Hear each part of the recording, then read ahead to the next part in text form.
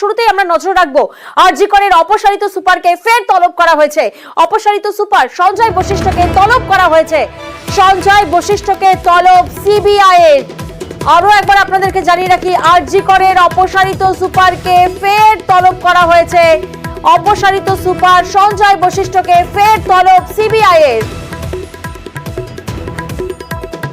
আমরা জানি এর আগেও তাকে তলব করেছিল সিবিআই, আর এবার অপসারিত সুপার সঞ্জয় বশিষ্ঠকে ফের তলব করলো সিবিআই। এর আগেও তাকে তলব করেছিল সিবিআই। প্রাক্তন সুপার বা অপসারিত সুপার সঞ্জয় বশিষ্ঠকে তলব করলো সিবিআই।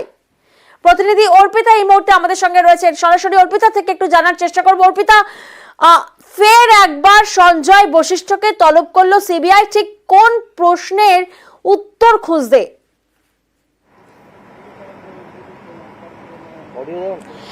দেখো, আগামীকাল যেহেতু সুপ্রিম কোর্টে স্ট্যাটাস রিপোর্ট জমা দেওয়ার কথা, তার আগে আরজি করের ঘটনায় হাসপাতালের যে কর্তৃপক্ষ তাদেরকে আজকে কিন্তু বয়ান রেকর্ড করা হচ্ছে। আজকে মূলত অপসারিত যিনি কিনা সুপার অর্থাৎ সঞ্জয় বশিষ্ঠ, তাকে আজকে তলব করা হয়েছে সিবিআই সূত্র থেকে খবর, এবং সঞ্জয় বশিষ্ঠের বয়ান নেওয়া হবে। এর আগেও সঞ্জয় বশিষ্ঠকে তাকে কিন্তু তলব করা হয়েছিল।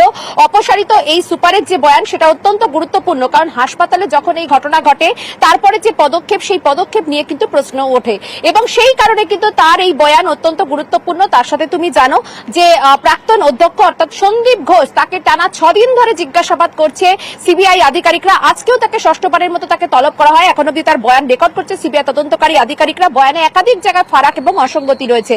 পাশাপাশি নতুন যিনি কিনা এমএসসিপি অর্থাৎ বুলবুল মুখোপাধ্যায়, তাকেও আজকে তলব করা হয়েছে।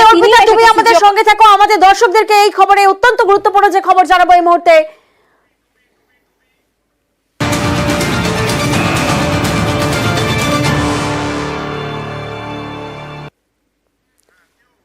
আর সিজিওতে আরজি করে নতুন সুপার বুলবুল মুখোপাধ্যায়কে তলব সিবিআই এর। একদিকে আমরা দেখলাম যেমন অপসারিত সুপার সঞ্জয় বশিষ্ঠকে তলব করেছে সিবিআই, তেমনি অন্যদিকে কিন্তু সুপার বুলবুল মুখোপাধ্যায়কে তলব সিবিআই এর। প্রতিনিধি অর্পিতা আমাদের সঙ্গে রয়েছেন। অর্পিতা, সিজিওতে আরজি করে নতুন সুপার, তাকেও জিজ্ঞাসাবাদ করা হচ্ছে, ঠিক কোন কোন প্রশ্নের সম্মুখীন হতে হচ্ছে বুলবুল মুখোপাধ্যায়কে?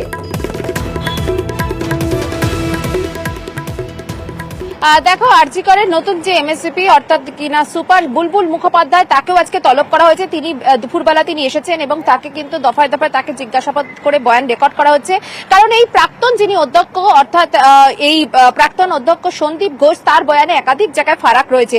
সেই কারণেই হাসপাতালের যারা অন্যান্য যারা কর্তৃপক্ষ যারা ছিলেন তৎকালীন সময়, তাদেরকে কিন্তু আজকে তলব করেছে। শুধুমাত্র তাই নয়, এরই সঙ্গে তোমাকে জানিয়ে রাখি, এই ঘটনার সময় অর্থাৎ যখন এই ঘটনা ঘটে তৎকালীন সময় কিন্তু ডিন অব স্টুডেন্টের অ্যাফেয়ার ছিলেন হচ্ছে এই বুলবুল মুখোপাধ্যায়, এবং আরজি কর হাসপাতালে নিযুক্ত তদন্ত কমিটির চেয়ারপারসন ছিলেন। ফলে এই অবস্থায় তার কি ভূমিকা ছিল বা প্রিন্সিপাল তাকে কি বলেছিলেন সন্দীপ ঘোষ, এই সমস্ত কিছু কিন্তু জানার চেষ্টা করছে সিবিআই আধিকারিকরা। এরই পাশাপাশি তোমাকে জানিয়ে রাখি যে আজকে কিন্তু ডেপুটি সুপার, ভাইস প্রিন্সিপাল এবং অ্যাসিস্ট্যান্ট সুপার, তাদেরকেও আজকে তলব করা হয়েছে। অর্থাৎ কালকে যেহেতু সুপ্রিম কোর্টে স্ট্যাটাস রিপোর্ট দেওয়ার কথা, তার আগে কিন্তু এই সিবিআই আধিকারিকরা তারা এই পুরো ঘটনাটার একদিকে যেমন দেখেছি আমরা চিকিৎসক ছাত্রছাত্রীদের যে বয়ান রেকর্ড করা হয়েছে, আজকেও 4 জন চিকিৎসককে তাদেরকে আজকে বয়ান রেকর্ড করা হয়েছে। পাশাপাশি হাসপাতাল কর্তৃপক্ষ তাদের কার কি রোল ছিল এই ঘটনা অর্থাৎ এই নির্যাতনের পর, হাসপাতালের কি ভূমিকা ছিল, পরিবারের কেন বলা হয়েছিল যে আত্মহত্যার ঘটনা। শুধুমাত্র তাই নয়, রেনোভেশনের কাজ কেন সেখানে অনুমতি দেওয়া হয়েছিল, বা নির্যাতিতার নাম বারবার করে বলে সেটাকে কি মোড় ঘোরানোর চেষ্টা করা হয়েছিল। এরকম একাধিক কিন্তু বয়ানে অসঙ্গতি রয়েছে সন্দীপ ঘোষের। সেই কারণেই হাসপাতালের অন্যান্য যারা কর্তৃপক্ষ, একদিকে যেমন বুলবুল মুখোপাধ্যায়, অন্যদিকে কিন্তু এই সঞ্জয় বশিষ্ঠ, এছাড়াও কিন্তু অ্যাসিস্ট্যান্ট সুপার, ডেপুটি সুপার এবং ভাইস প্রিন্সিপাল সকলকেই আজকে তলব করা হচ্ছে সিজিও কমপ্লেক্সে। বিভিন্ন সময় কিন্তু তাদের যে বয়ান, সেই বয়ানের সঙ্গে সন্দীপ ঘোষের বয়ান মিলছে না, এমনটাই সিবিআই এর দাবি। সেই জায়গা থেকে কি সন্দীপ ঘোষের আরো কি বিপদ ঘনাচ্ছে, সেই দিকটাই কিন্তু খতিয়ে দেখা হচ্ছে। তার কারণ সন্দীপ ঘোষের যে বয়ান, সেখানে যে ফারাক রয়েছে, তাতে তার যে ভূমিকা একজন হাসপাতালের অধ্যক্ষ হিসাবে, তৎকালীন অধ্যক্ষ হিসাবে তার যে ভূমিকা, সেই ভূমিকা ভূমিকা নিয়ে সংশয় প্রকাশ করেছে সিবিআইয়ের আধিকারিকরা। অর্থাৎ নির্যাতনের পরে তার যা যা স্টেপ নেওয়া উচিত ছিল আদৌ কি তিনি নিয়েছিলেন, যেমন কিনা সুপ্রিম কোর্ট পর্যন্ত প্রশ্ন তুলেছেন যে এফআইআর কেন এত দেরিতে হয়েছে। অর্থাৎ হাসপাতালের প্রধান অধ্যক্ষ হিসাবে তার যা যা করণীয় একেবারে ছিল অর্পিতা, অর্থাৎ সেইগুলো সন্দীপ কিন্তু ঘোষের কোনোটাই বয়ান তিনি যাচাই এই তিনজনকে তলব করা হয়েছে, অ্যাসিস্ট্যান্ট সুপার, ডেপুটি সুপারকেও তলব করা হয়েছে এবং ভাইস প্রিন্সিপালকেও তলব সিবিআই এর।